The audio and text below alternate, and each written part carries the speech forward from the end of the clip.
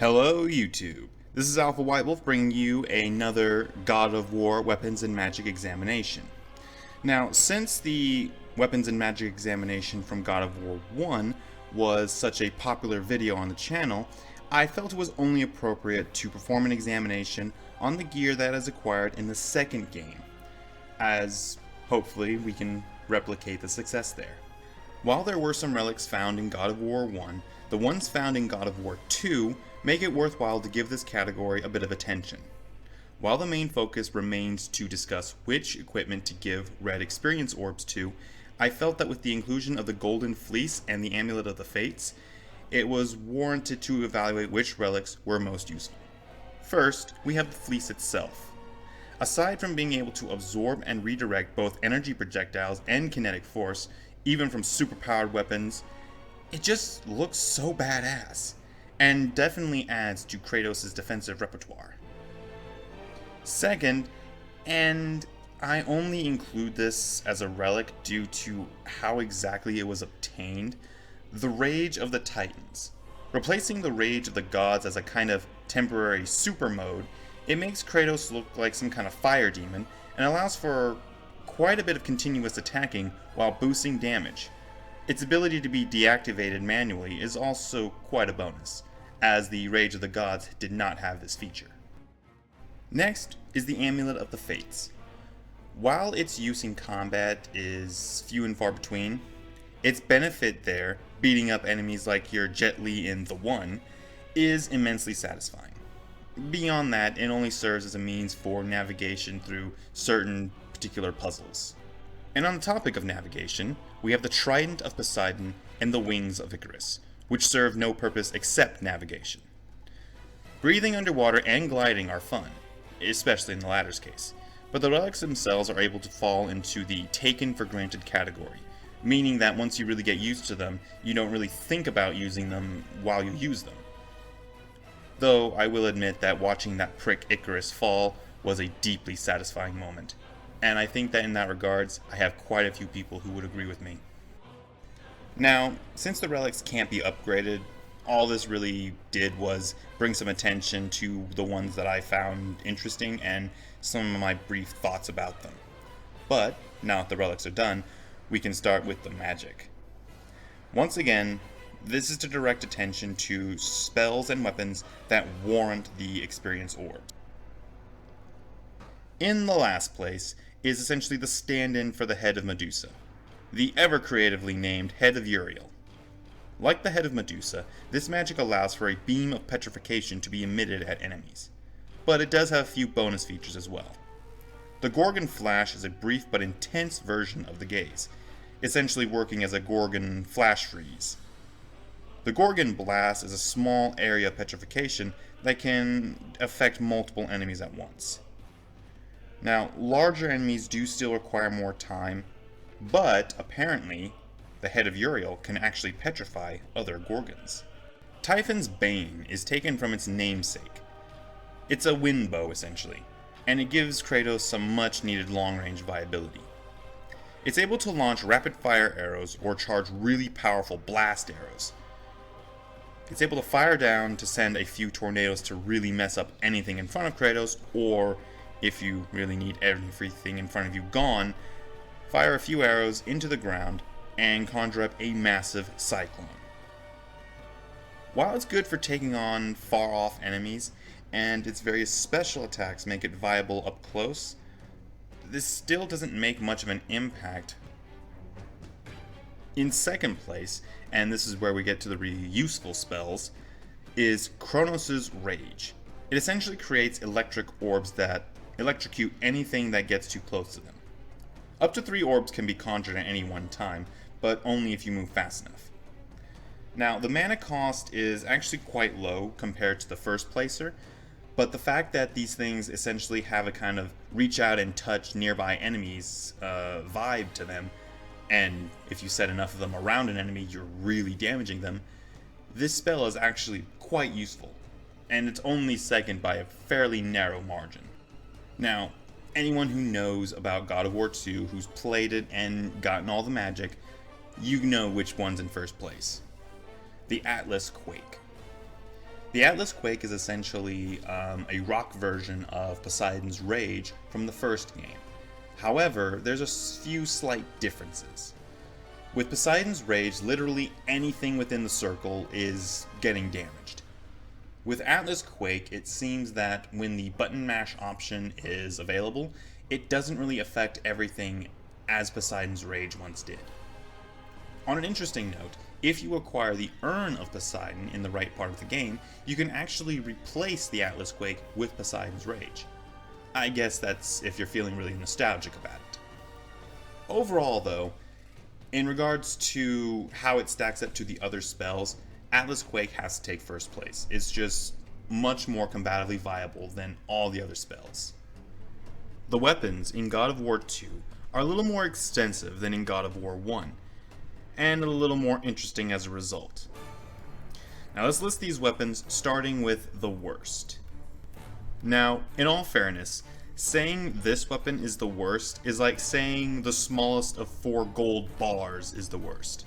None of them are bad, but the rest are just a little bit better. In 4th place is the Spear of Destiny. It has reach that's comparable to the Blades of Athena, but in addition, the wide sweeping moves are excellent for groups of weak enemies. The spear's additional attacks add to its lethality, such as piercing shards to cover the mid to close range offense, or the move Unfortunate Remains to essentially create a crystal grenade, which obviously I would not want to be standing too close when it detonates. Now, in order to evaluate weapon damage output, I use what I call the FG scale, the Fate Guardian scale. These goat-legged creatures with red armor serve as a pretty common opponent, and thus a viable opponent to test damage output. The spear took last place because it takes about 8 hits to bring one of those things down with it. Now, I will admit that the spear's reach, mid to close range focus, and emphasis on crystal-based, both piercing and exploding attacks, are all impressive, but the sheer weakness of the spear in comparison to the rest of the equipment, frankly, the extra stuff just does not make up for that difference. So in 4th place is the Spear of Destiny. In 3rd place is this game's heavy hitter, the Barbarian Hammer. This weapon is meant solely for up-close and personal combat, and stands as the equal to the Blade of Artemis from God of War 1. Its moves are simple, in keeping with its name, function, and appearance, and its combos definitely remind me of God of War 1's heavy hitter. The hammer's special moves are equal parts fitting and unfitting. The Crushing Defeat, where you become essentially a slow-moving ceiling fan of crushing doom, and Might of the King, which essentially uses a kind of shockwave attack similar to the Minotaurs from God of War 1, are very fitting for the hammer. The other ones are a little more unfitting. The hammer allows for the summoning of souls to aid you in combat. Soul Summon brings a rather weak soul for a few seconds, while Legion of Souls summons about 3 slightly stronger souls for about 4 seconds.